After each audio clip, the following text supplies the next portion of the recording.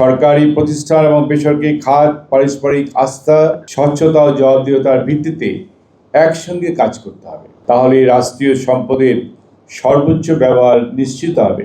সময়ের সঙ্গে সঙ্গে ডাক বিভাগের এই পরিবর্তন আমাদের অত্যন্ত প্রয়োজন।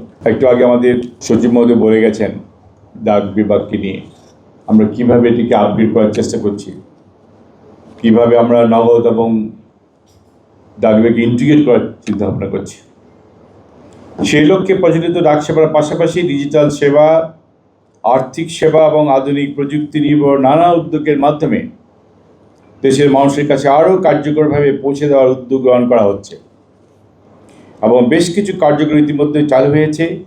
এর রূপান্তরের ধারাবাহিকতা এখন বাংলাদেশ ডাকের মাধ্যমে দেশের যে কোনো প্রান্তে খুবই সাশ্রয়ী মূল্যে পণ্য পরিবহন করা যাচ্ছে। নন ইনভার্টার এসির দামে ঘরে আনুন বিদ্যুৎ সাশ্রয়ী ইনভার্টার এসি।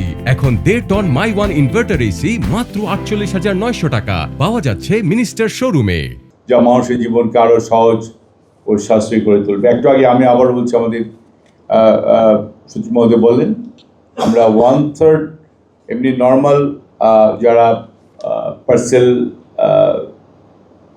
কি বলে এটিকে ট্রান্সফার করে দেয় যারা, তাদের থেকে 1/3 প্রাইস আমরা দিচ্ছি এবং we are try to popularise our ডাক বিভাগকে আমরা চেষ্টা করছি পপুলারাইজ করার জন্যে। সম্মানিত উপস্থিতি, ডাক বিভাগের মানুষের আস্থা দীর্ঘদিনের, আর তাই ডাক বিভাগের নামে প্রতিষ্ঠিত মোবাইল ফিনান্সিয়াল সার্ভিস নগদ দ্রুত সাধারণ মানুষের নিকট জনপ্রিয় ওঠে। কিন্তু নগদে কিছু কার্যক্রমের কারণে নগদ সম্পর্কে মানুষের মধ্যে নেতিবাচক ধারণার সৃষ্টি হয়েছে। আমি ডাক বিভাগকে বলবো, চুক্তি অনুযায়ী মনিটরিং জোরদার করে স্বচ্ছতা ও জবাবদিহিতা নিশ্চিত করে নগদকে একটি আস্থাশীল প্রতিষ্ঠান গড়ে তুলতে হবে। ডাক বিভাগের মতো নগদ কেউ সেবার মনোভাব নিয়ে কাজ করতে হবে। মোবাইল ফিনান্সিয়াল সার্ভিস আস্থা ও নির্ভরশীলতার প্রতীক হয়ে উঠতে হবে। আমাদের প্রত্যাশা, সরকারি প্রতিষ্ঠান এবং বেসরকারি খাত পারস্পরিক আস্থা, স্বচ্ছতা ও জবাবদিহিতার ভিত্তিতে একসঙ্গে কাজ করতে হবে। তাহলে রাষ্ট্রীয় সম্পদের সর্বোচ্চ ব্যবহার নিশ্চিত হবে, বিনিয়োগ ও উদ্ভাবন উৎসাহিত হবে এবং জনগণ আরও উন্নত সেবা পাবে।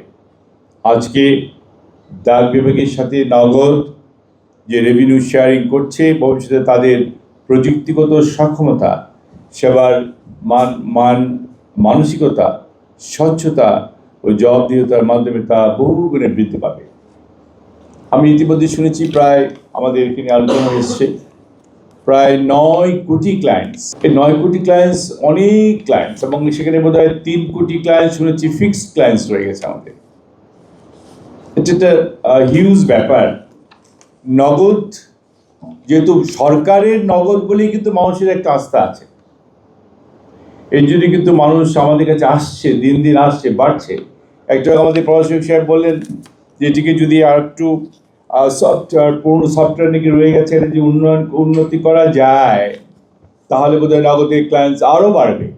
তো আমি সচিব মহোদয়কে বলবো, আপনার এটা চিন্তা ভাবনা করে, ডিজি সাহেব এখানে আছেন, আপনার এটা বসে আমরা দেখি কিভাবে নগদের সার্ভিসটা আরও উন্নয়ন করা যায়। এখানে প্রত্যেক মান্থলি প্রায় 40-45 কোটি টাকা ট্রানজ্যাকশন হয়।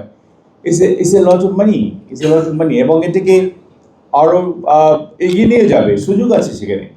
সুতরাং আমাদের কিছু কমিটমেন্ট থাকতে হবে।